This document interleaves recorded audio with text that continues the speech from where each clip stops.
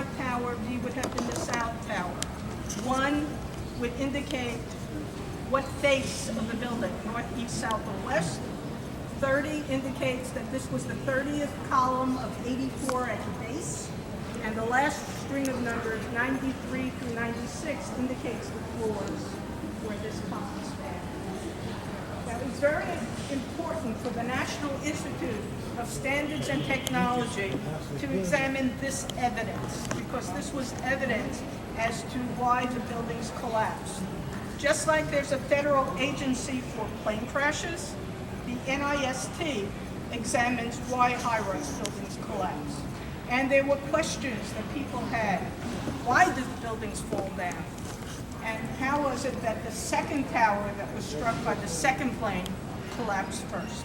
So these are the answers that they needed to respond to, the questions that they had. And they did a 3-year study. They examined the steel beams that were affected. They looked at the videotapes, the original blueprints, computer animations, eyewitness statements. And after a 3-year study, they came to these conclusions. But I want to stop here and just point out a few things before we go further. These are the column remnants from the south tower.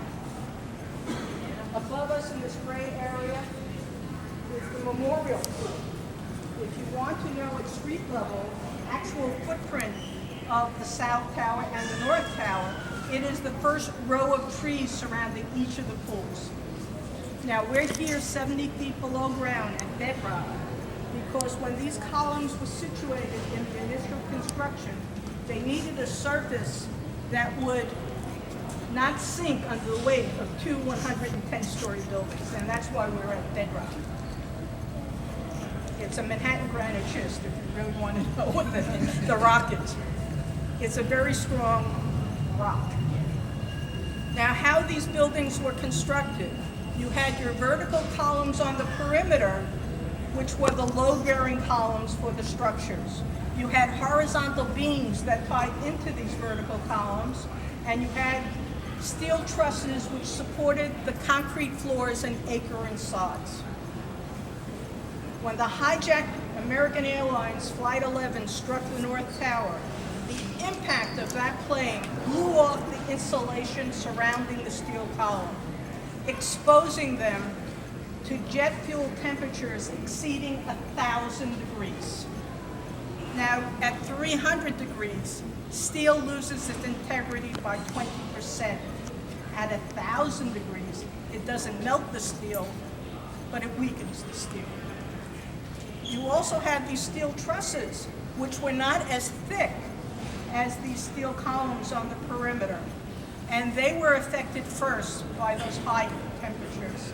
And they started to buckle inwardly under the load that they were carrying, until they could no longer sustain the weight of those concrete floors with all the office furniture and whatever.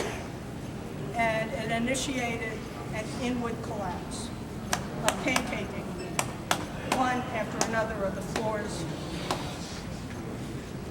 When the North Tower went down, it went down in 12 seconds. But it remained standing for 102 minutes, which is a very important number. I'd like you to think about that 102 minutes for a little bit. What happened with the South Tower?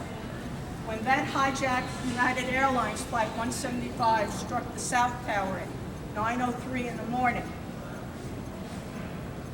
it was flying at 540 miles per hour, 100 miles per hour faster than the first jet that struck the North Tower between 93 and 99.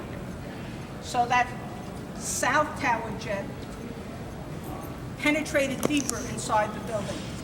It severed central core columns as well as a critical corner column.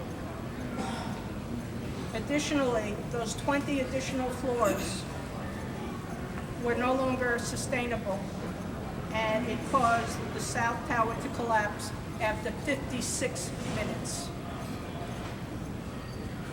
But those 56 minutes that the South Tower remained standing, the 102 minutes that the North Tower remained standing, allowed 15,000 people to escape that day below the impact zone. The poor souls above the impact zones had no recourse. 15,000 people. Any questions so far? Okay, why were there fewer people in the building that day? Normally, 50,000 people work in the complex. 50,000. But on that particular Tuesday morning, we had far fewer people in the building. A, it was a primary election day, and so people took time to vote before coming to work. B, it was the first day of school. Many parents took their children to school before coming to work, which delayed the numbers of people in the building. Next, the World Trade Center concourse, which is a huge transportation hub, was true transportation hub. You had the ACER and the PATH train bringing in commuters from New Jersey. When the first plane struck at 8:46, those subway conductors were told, don't let anybody disembark and bypass those stations. And consequently, there were fewer people milling around the concourse level than normally. And lastly, although there are probably 100 other reasons why there were fewer people, the observation deck wasn't open yet. So we didn't lose any tourists on the 107th floor of the South Tower. The observation deck wasn't open. And so that cut down. So they estimated on that particular day, instead of 50,000 people, we had 17,400 people in and around the building.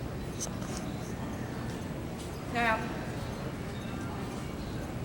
that number is significant because if you were escaping from the stairwells, you were able to escape earlier than if there were more people entering those stairwells from the lower floors, because that would impede your ability to escape. So fewer people in the building contributed to more lives saved because there was fewer people congesting those stairwells, those 3 stairwells in each of the towers, that people were leaving those higher floors. 15,000 lives. The potential was a far greater tragedy had the buildings immediately collapsed. So we have to count our blessings on that day. Nearly 3,000 lives lost is a horrible number to contemplate, but the potential was far worse. Any questions? As you go through the museum and you see people with tan vests, with docents, we provide information about what you see. If you have any questions for us, please feel free to ask, and thank you for coming to our museum. God bless you. Thank you.